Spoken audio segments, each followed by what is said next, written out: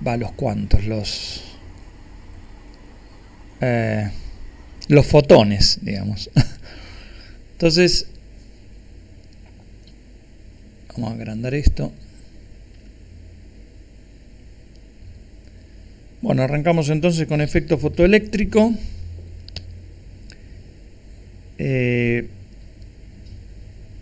Y como siempre, primero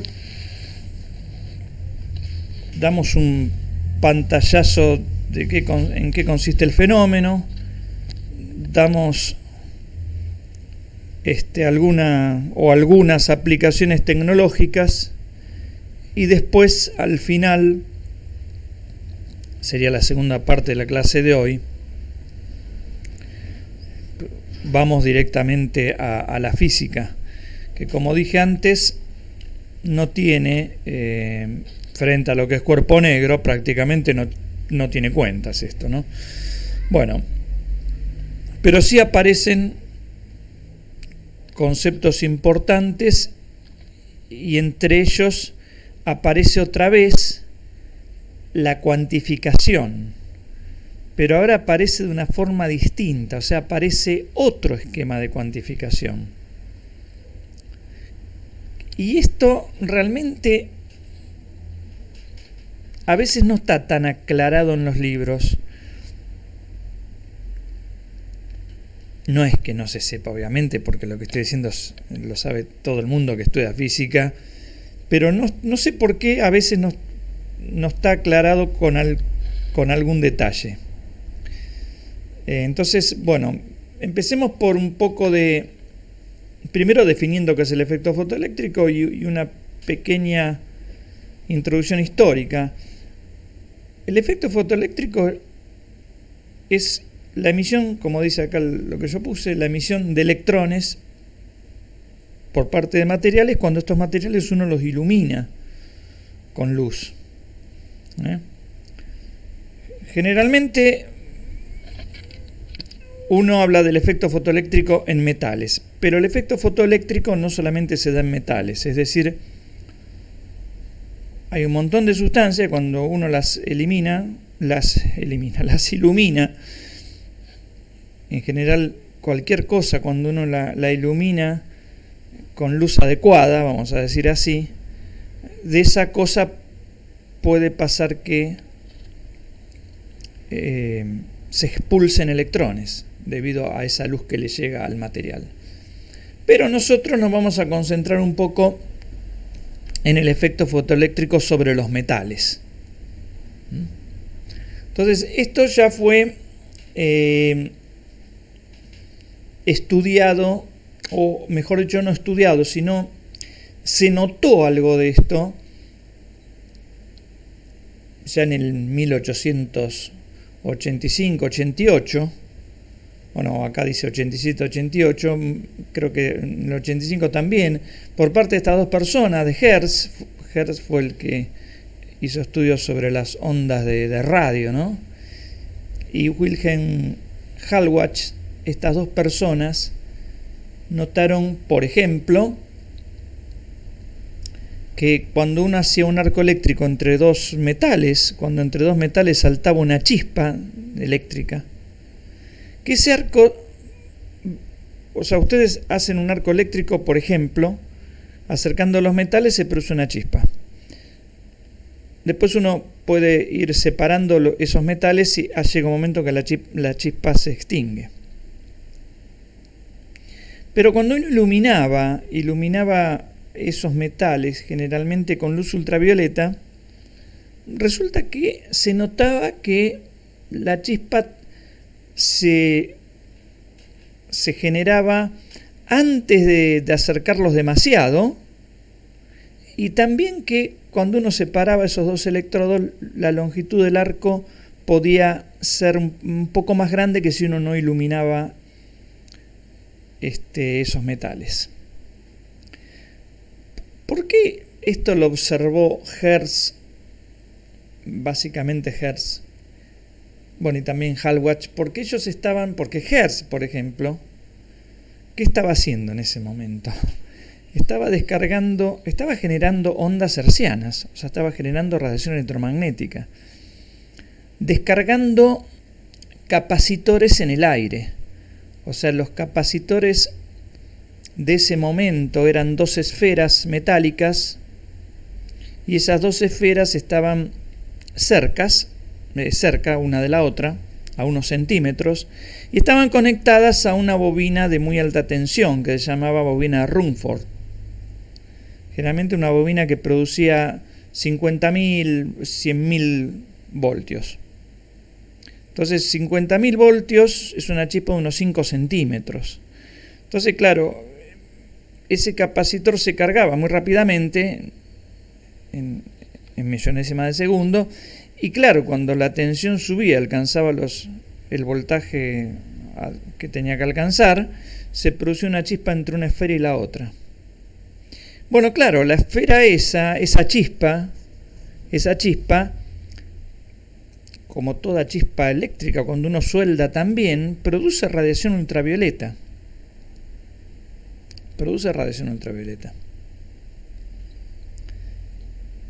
Bien, parte de esto, a 1 metro de este sistema, de este circuito, digamos, o por ahí un poco más, había otro circuito exactamente o parecido al primero, que también consistía en un capacitor con una bobina, una especie de circuito resonante. Entonces, claro, el primer circuito generaba una onda electromagnética que viajaba, y el otro circuito que resonaba a la misma frecuencia que el primer circuito, claro, cuando la onda impactaba en las dos esferas del otro circuito, también saltaba una chispa entre esas dos esferas. Lo que pasa que el circuito secundario, como se llamaba, estaba lejos del circuito primario, y si la chispa en el circuito primario era de 5 centímetros, en el circuito secundario era de apenas milímetros, apenas se veía, la tenían que ver con aumento. No se veía eso. Después en el intervalo quizás tenga algo para mostrarle de eso, pero claro, lo que pasa es que cuando ese otro circuito que estaba a 1 metro del otro, ¿no?, recibía la luz ultravioleta que salía del primer circuito, resulta que la chispa se veía mejor. O sea, se veía más gordita y de mayor longitud. Podía uno separar las esferitas, que la chispa igual se producía. Y cuando el segundo circuito no recibía esa luz ultravioleta,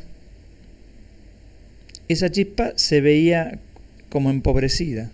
Es decir, la luz ultravioleta que llegaba de un circuito al otro, de alguna manera estaba favoreciendo el pasaje de corriente en el aire. Entonces estas dos personas empezaron a sospechar, y ellos encuentran que las cosas que se iluminaban con luz ultravioleta emiten cargas negativas. Pero no siguieron estudiando el tema. Bueno, hay que acordarse que Hertz centró su vida en el estudio de las ondas electromagnéticas, y gracias a él existen hoy en día todo, ¿no? De la radio, la televisión, el celular, ¿no? Todo lo que sea las comunicaciones.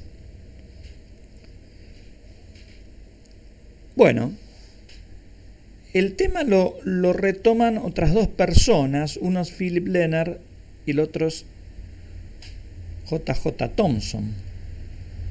Ni más ni menos, ¿no?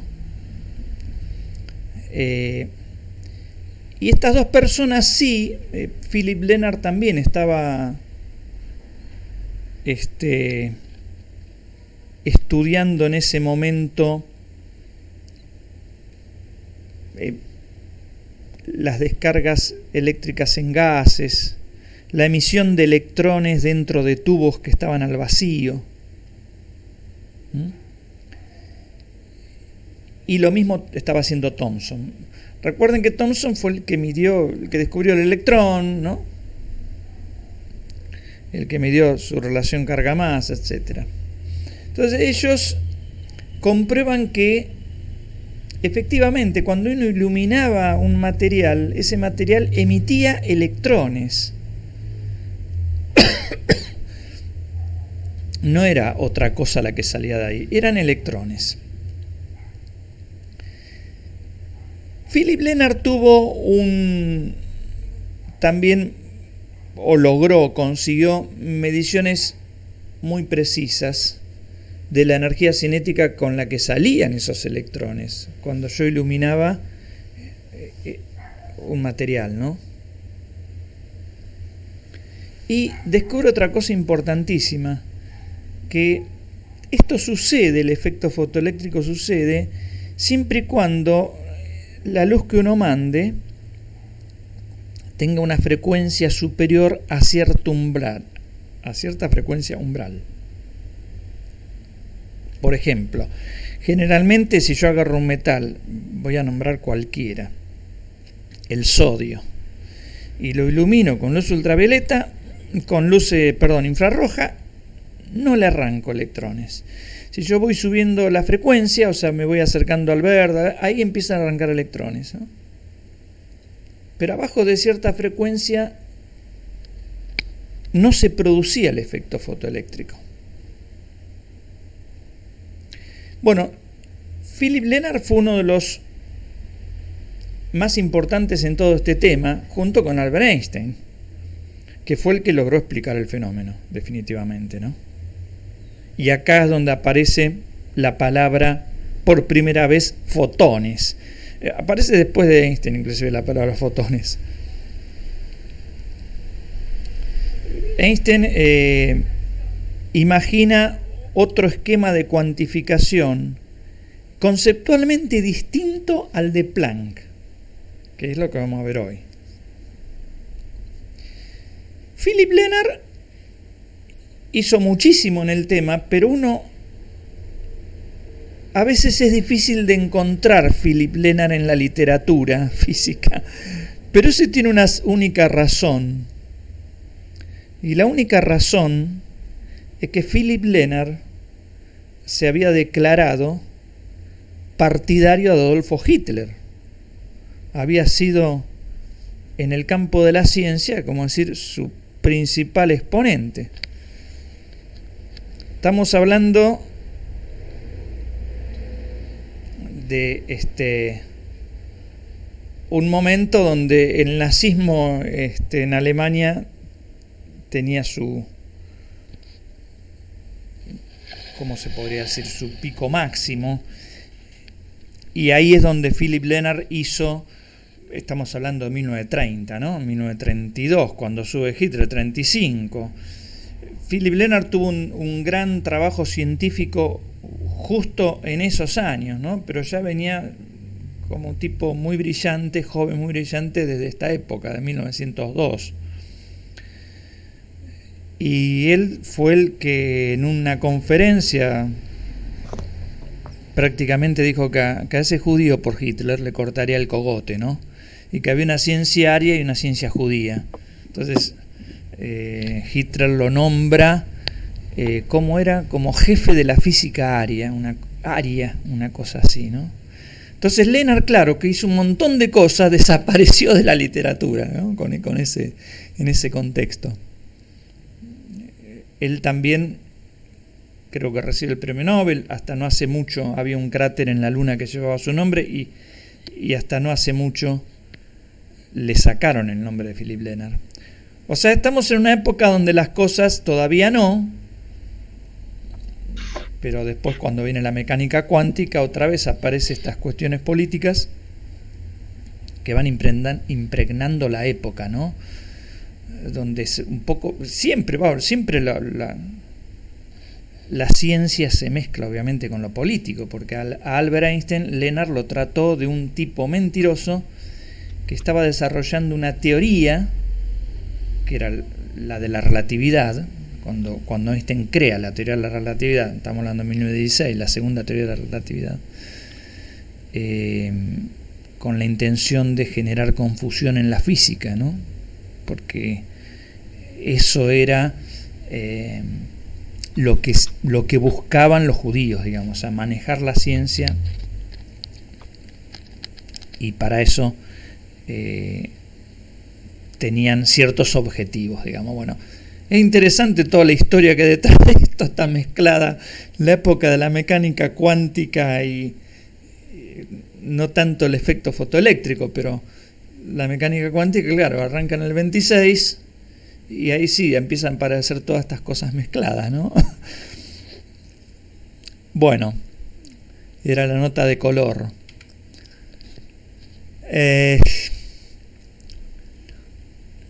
Vamos a nombrar algunas características del efecto fotoeléctrico.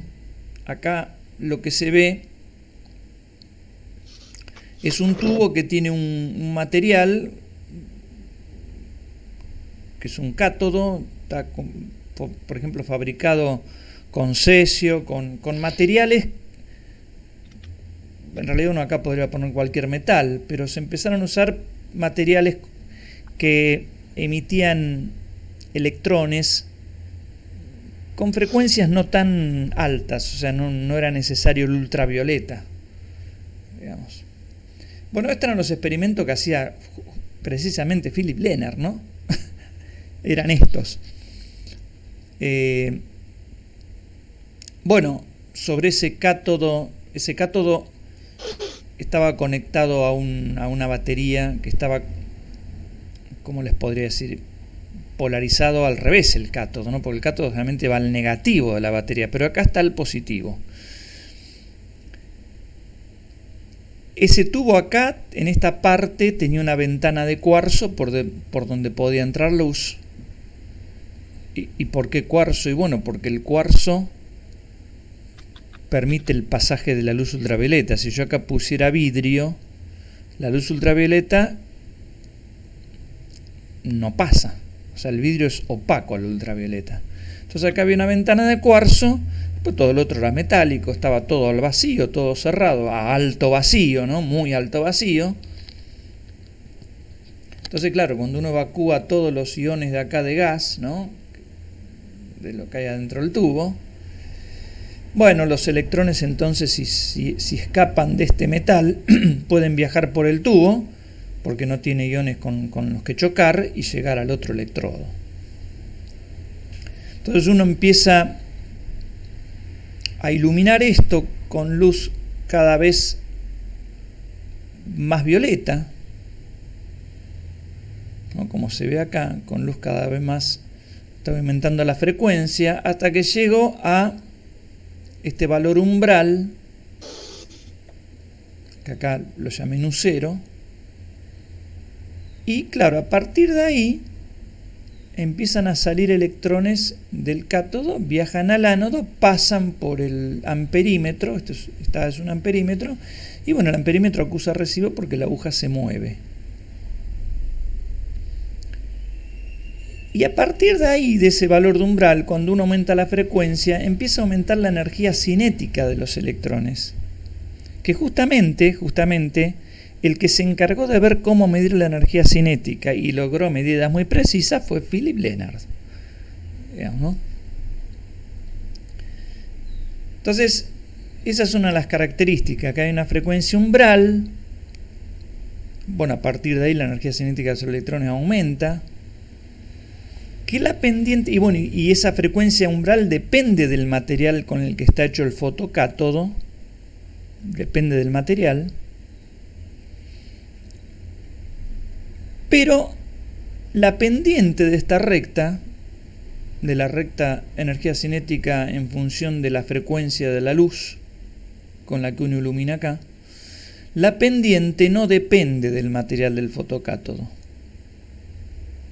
Todas estas cosas que les estoy contando son experimentos que hizo Lenard, donde todavía no había dada ninguna explicación de este fenómeno. La gente hacía lo que hace siempre, hace el experimento, empieza a recolectar datos, empieza a armar curvas y después tendrá que encontrar una explicación, ¿no?, como siempre.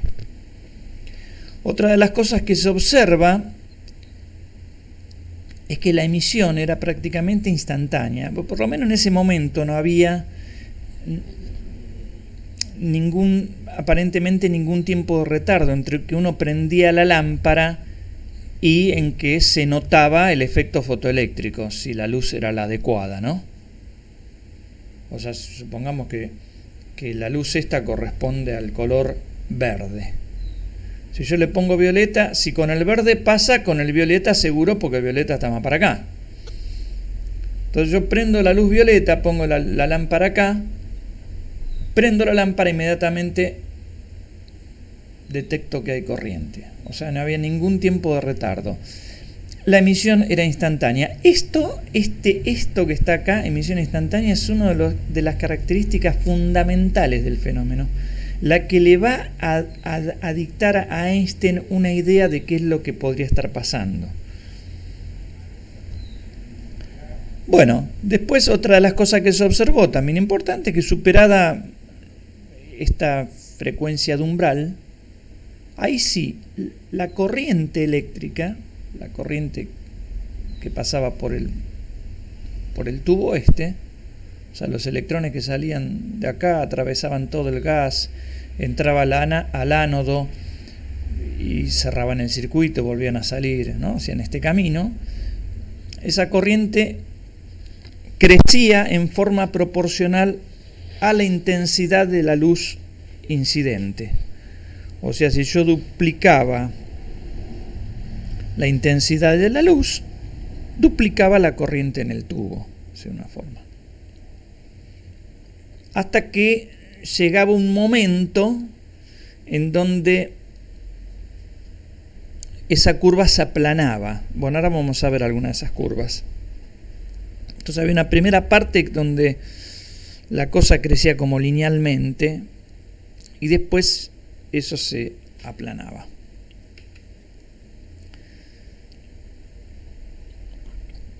Bueno, acá vemos un gráfico de la intensidad de la radiación en función de la intensidad de la corriente. Hay una parte así muy recta y después llega una parte de saturación.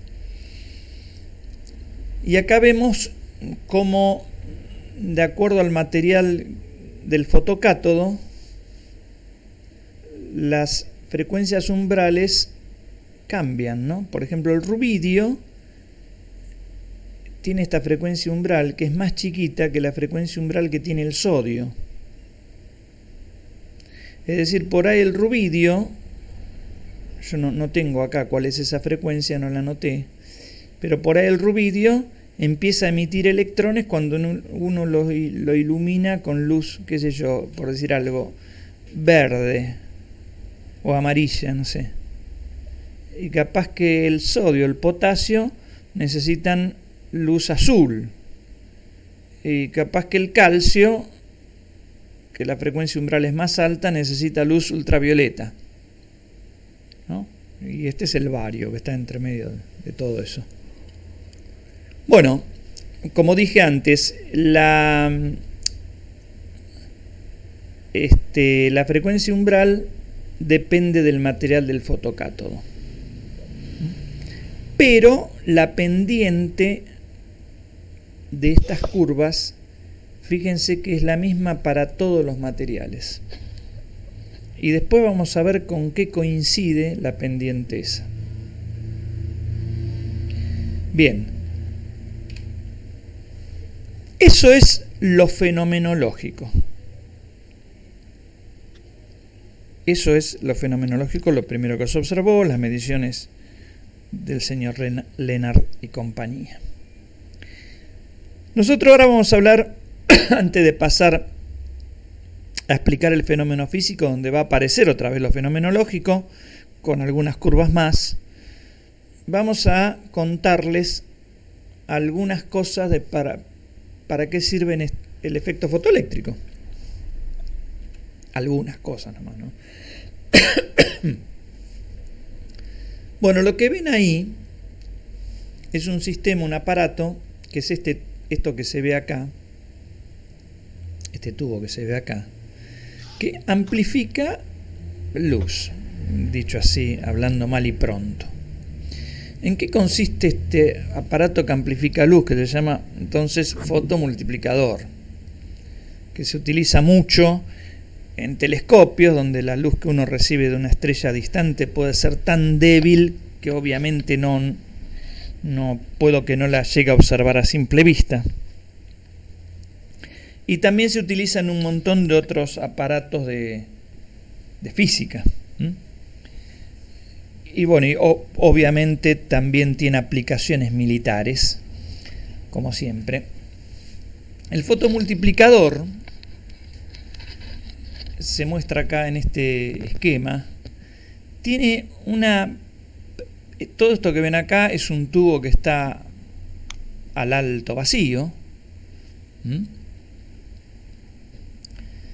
Sobre esta parte del tubo de la ampolleta de vidrio hay depositada un material que emite electrones cuando uno lo ilumina, o sea, un fotocátodo.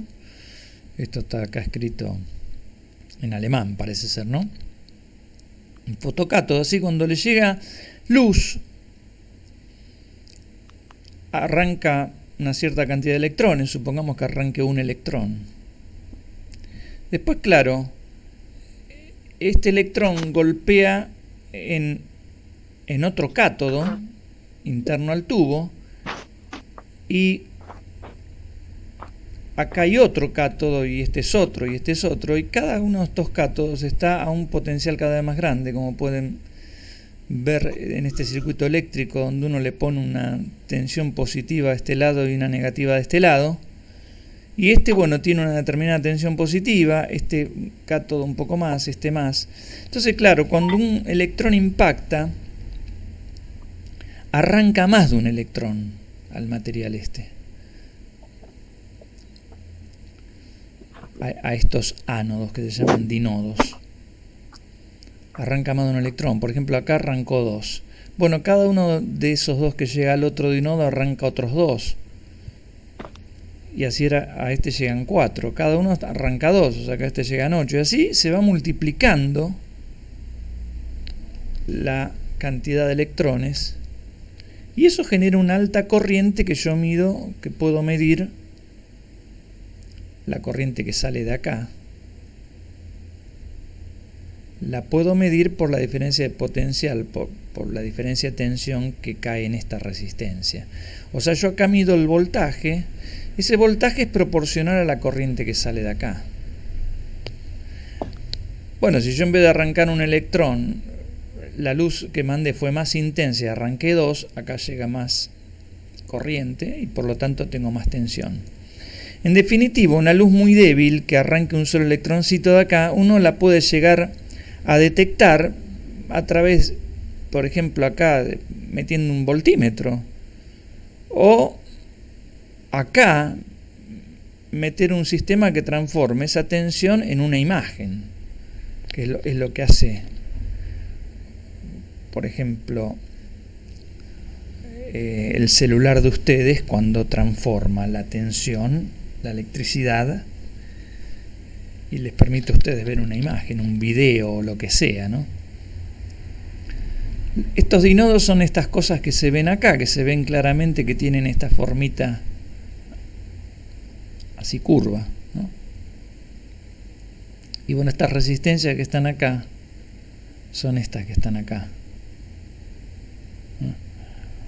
Fíjense, entre estos electrodos generalmente las tensiones, esto ronda los 2000 voltios, y eso permite generar este proceso de avalancha. Avalancha es cuando en este caso un electrón arranca más de 1, inmediatamente se va amplificando. Generalmente estas cosas pueden amplificar lo que llega acá 1.000.000 de veces. Por eso, si yo estoy observando una galaxia ultra lejana y de ahí llega, no sé, un fotón cada tanto y eso arranca un electrón, acá puedo tener una corriente importante y eso sí lo puedo medir. Entonces esto tiene aplicaciones importantes. Por ejemplo, en los intensificadores de imagen. Los intensificadores de imagen también tienen, bueno, intensificadores de imágenes tenemos de varias generaciones. La primera generación de intensificadores es parecido a lo que yo les mostré recién. un tubo al vacío, que es este que está acá, un fotocátodo.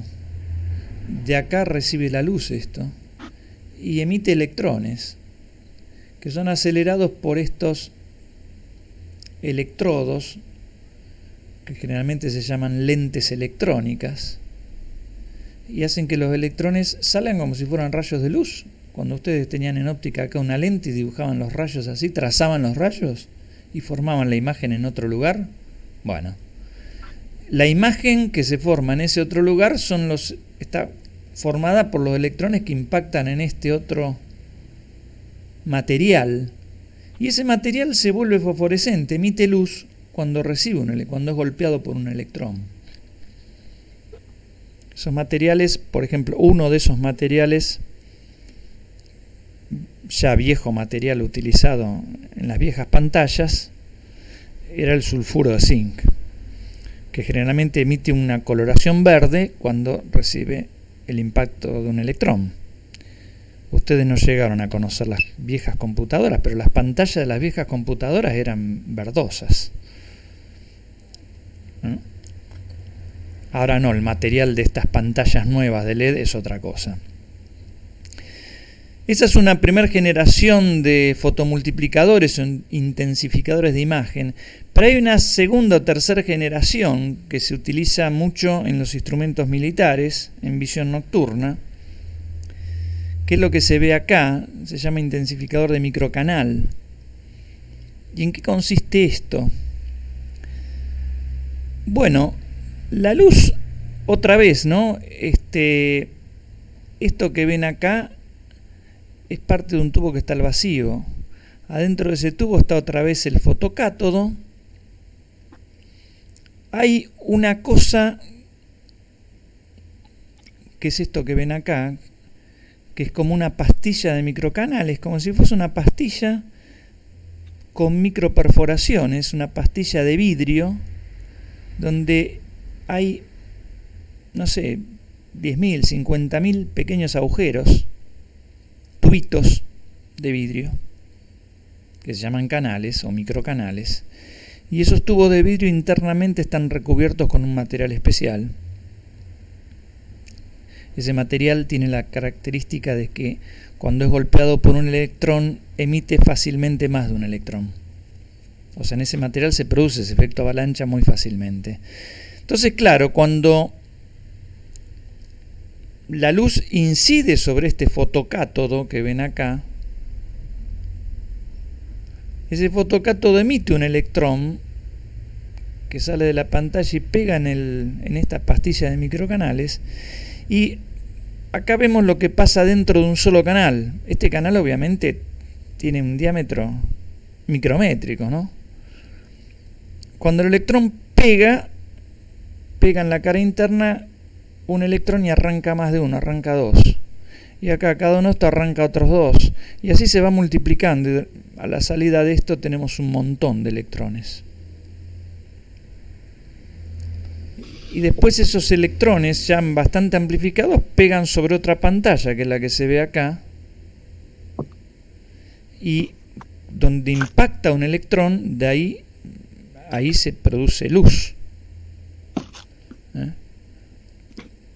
Entonces, la luz que entró se transformó en electrones, y esos electrones otra vez se transforman en luz, pero de más intensidad. Yo tuve la oportunidad, porque trabajé 4 años en un instituto militar, de ver con estos dispositivos. Y generalmente lo que se ve acá, esto no es una imagen que yo vi, pero era asombroso, porque lo que se ve acá es el cuerpo de una niña, y la iluminación que uno ve de la cama es la luz infrarroja que sale de la misma chiquita.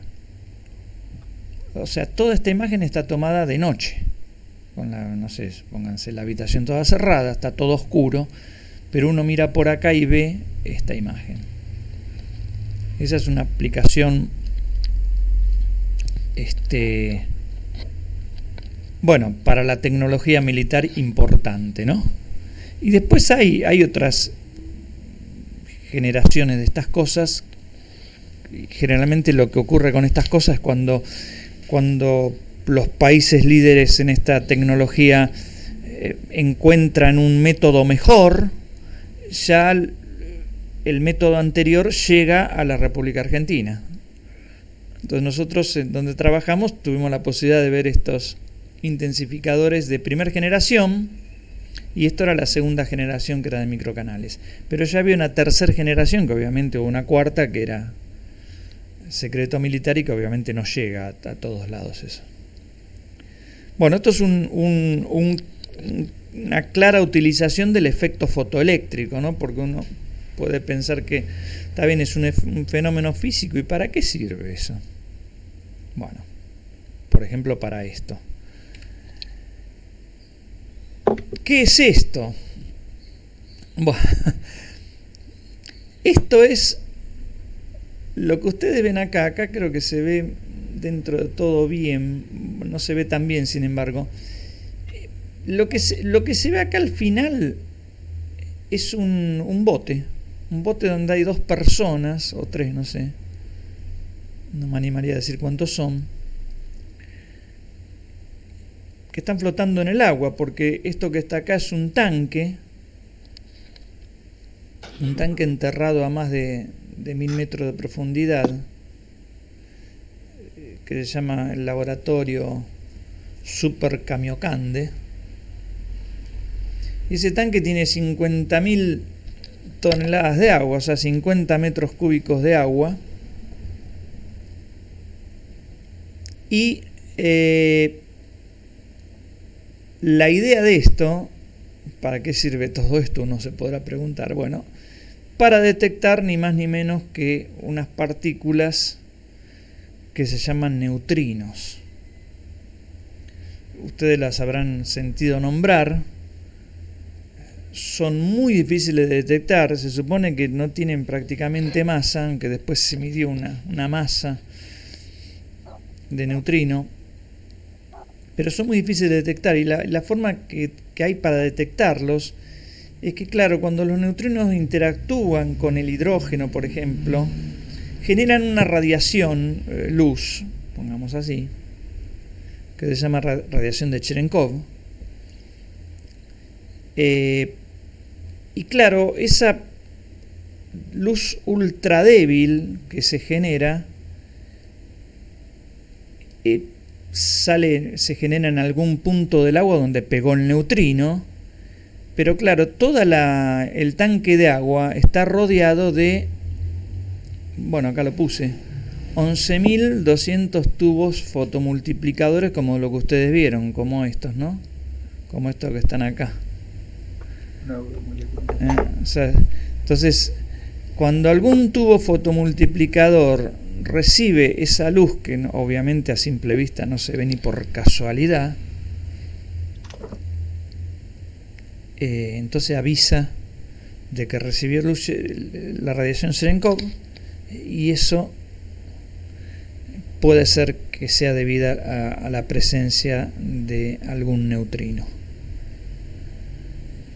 Bueno, entonces esta es otra de las aplicaciones, que esta ya sí es más obviamente física, ¿no? Y ultramoderna, porque lo que ven acá en realidad son tubos como lo que les mostré, pero de ultísima generación, digamos, o sea, no tiene nada que ver con los viejos tubos fotomultiplicadores, ¿no? Bueno, y acá estas personas simplemente lo que hacen es hacer el mantenimiento de esto. Bueno, esta primera parte de la clase es bien cortita, creo que más de esto, no sé, no hay.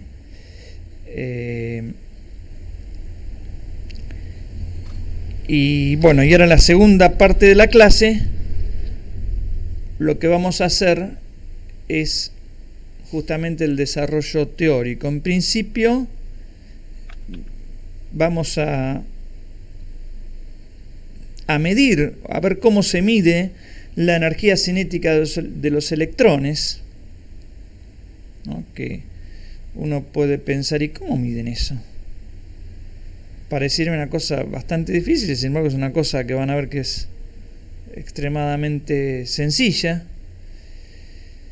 Vamos a ver en qué consiste el fracaso de la explicación clásica, ¿no? O sea, la explicación clásica, me refiero a la explicación que surge del, básicamente, del electromagnetismo. Y por último vamos a ver la propuesta de el señor Einstein. Entonces, en principio vemos, y ya acá después hacemos un pequeño corte y la segunda parte de la clase. En principio vemos cómo hago para medir la energía cinética. Bueno, esto, lo que ven acá es el dibujito es que llega una luz, es esta ondita, y arranca un electrón. Entonces, para ver cómo se las ingenió justamente Lennard, ¿no? La genialidad siempre es hacer fácil lo difícil, o lo que parece difícil. Y vamos a pensar en este ejemplo, donde alguien tira una piedra con cierta velocidad inicial, y bueno, supongamos que yo tiro la piedra y pego acá arriba en el techo. Supongamos que es el techo. Entonces agarro y ¿qué hago? Mi intención es medir con qué velocidad será la piedra.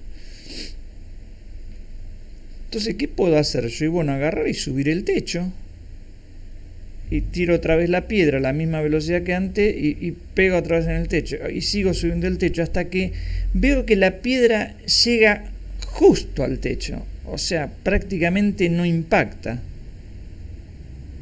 o dicho de otra manera, llega al techo con velocidad cero.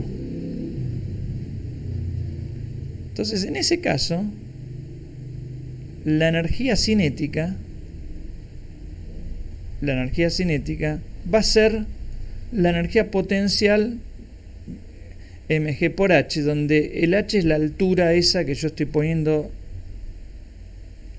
para el techo, de manera tal de que esto llega con velocidad cero, ¿no?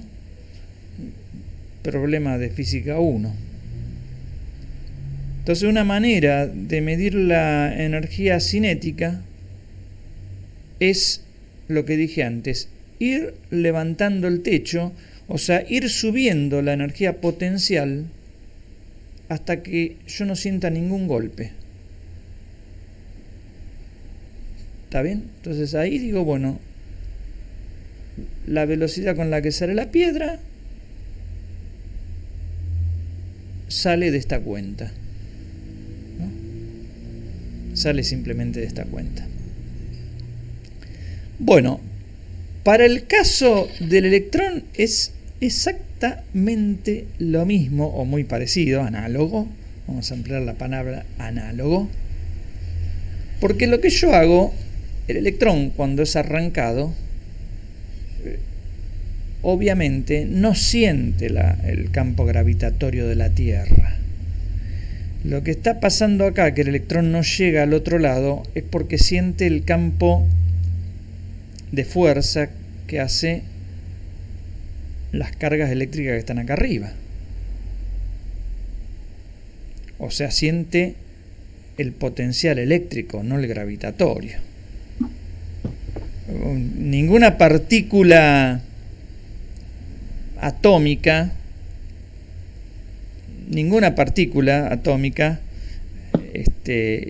que sienta el campo eléctrico siente el gravitatorio, o prácticamente no lo siente, porque imagínense, el campo eléctrico es infinitas veces más intenso la fuerza eléctrica que la gravitatoria, ¿no? Un ejemplo sencillo de entender eso, o de explicárselo a alguien que no sepa absolutamente nada de nada, es comentarle que si vos con un simple imán podés levantar un tornillo, estás venciendo con un simple imancito que lo tenés en la mano la fuerza que hace todo el planeta Tierra sobre ese tornillo, ¿no? Así de simple. Si no, no lo podrías levantar. O sea, ese pequeño imán contrarrestó todo el campo gravitatorio y el tornillo se levantó. se despegó de la mesa y fue a parar al imán. Entonces, el campo eléctrico es muchísimas veces más intenso que el gravitatorio. Entonces, bueno, hay un perro ladrando ahí. Entonces, lo que yo hago, subir el techo, no es subir esta placa de metal, subirla. No, es ponerle un potencial eléctrico cada vez más negativo. Entonces, ¿qué es lo que hago yo? Primero no le pongo potencial negativo, le pongo un potencial negativo bajo. Por ejemplo, le pongo -1 voltio. Entonces el electrón recibe una energía cinética de la luz que pegó acá en este material y escapa con velocidad, sube, no tiene problema por el peso, sube igual, y pasa acá y pasa a través de la aguja y la aguja marca algo. Ahora yo lo hago más negativo, le pongo -2 voltios y sigue pasando. Es como acá, acá el techo está abajo, ¿no? Yo tiro la piedra y la piedra le pega al techo. Levanto un poco más y le sigue pegando. Bueno, hasta que acá pongo -10 voltios. Entonces el electrón gana energía cinética, pero llega justo ahí, llega un poco antes del ánodo y entonces no puede absorberse por el metal y pasar a través del cable por el amperímetro. Entonces yo ahí veo que la aguja ya no marca nada. Este en realidad es un amperímetro. Cuando se hacían los experimentos, las corrientes que pasan por estos tubos generalmente son muy bajas y generalmente lo que se ponía acá era un amperímetro muy sensible, que cuando un amperímetro es muy sensible detecta corrientes del orden del nanoamperio, reciben el nombre de galvanómetros. ¿Por qué galvanómetro? Y porque Galván le metía electrodo en las patas de las ranas y del músculo de la pata de la rana salía una pequeña cantidad de corriente y él lo medía con ese aparato y quedó galvanómetro. Entonces lo que está acá en realidad es un galvanómetro, es un amperímetro que mide muy bajas corrientes. Entonces yo espero que la corriente se haga bastante cero. Digo, bueno, entonces ese es el potencial. El potencial que le puse tiene que ser igual a la energía cinética con la que salió el electrón despedido de acá. O sea, igualo energía potencial eléctrica con su energía cinética. Recuerdo que la energía potencial eléctrica era la diferencia de potencial multiplicada por la carga. Esa es la energía potencial del electrón. La diferencia de potencial que genera la pila esta multiplicada por la carga del electrón. Claro, la que pongo acá es el potencial para el cual yo ya no obtengo pasaje de corriente.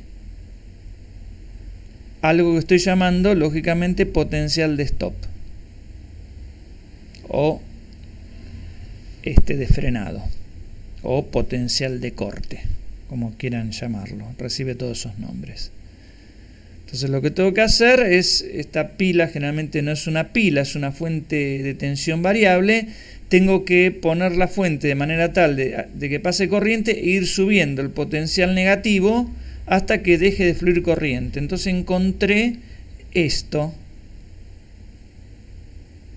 Una vez que tengo eso, lo multiplico por E, dato que ya era conocido, que lo había medido Thomson, la carga del electrón y también los experimentos de Millikan. Encontré esto, multiplico por esto y ya sé la energía cinética del electrón, que anda en el orden de los electronvoltios, 2, 3, 4, 5 electronvoltios. Entonces tengo una manera bastante sencilla de medir la energía cinética de una partícula que no puedo ver ni por casualidad. Bueno, estas mediciones son las que diseñó de alguna forma, ni más ni menos que este tipo que fue Philipp Lenard, con todo su pensamiento nefasto, ¿no? En otras cosas. Bueno, entonces creo que ahí termina esta primera parte. Por cuestión ya de costumbre, porque podríamos seguir, pero hacemos un intervalito, quieren, de 15 minutos. Son, a ver, las 8. Arrancamos 8:15 y a las 9 ya estaremos terminando. Esta parte de la clase no es tan extensa. O 9:15 por ahí. Bueno, entonces por ahora dejamos aquí.